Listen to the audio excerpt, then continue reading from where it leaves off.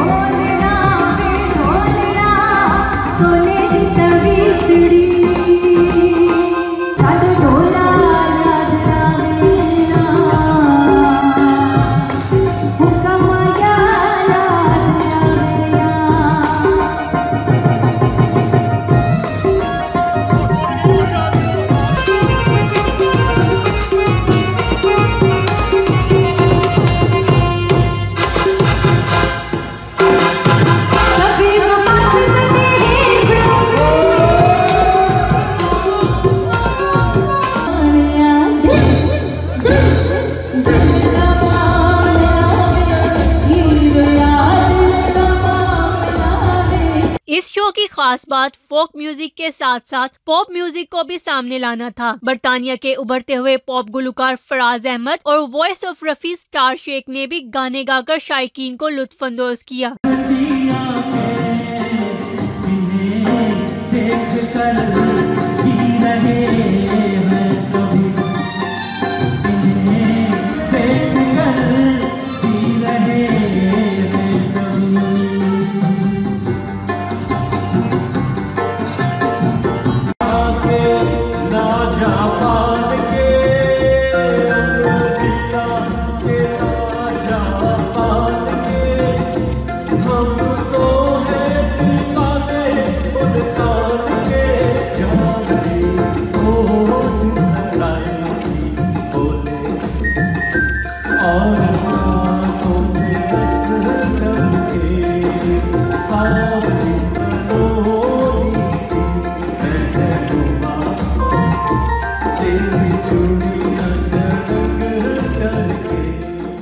चलता टीवी से बात करते हुए अफशां ज़ेबी का कहना था कि उनको लंदन में आकर बहुत अच्छा लगा और उन्हें खुशी है कि उनके चाहने वाले उनको इतना प्यार देते हैं। सबसे पहले तो मैं ENW यूसुफ तलत साहब का बहुत शुक्रिया अदा करती हूँ जिन्होंने मुझे यहाँ बुलवाया और मेरे लिए तो शो अरेंज किए और बहुत अच्छा लग रहा है। बहुत ज़बरदस्त शो गए हैं और आज लंदन में पहला शो है तो बहुत खुशी हो रही है अपने लोगों को देखकर।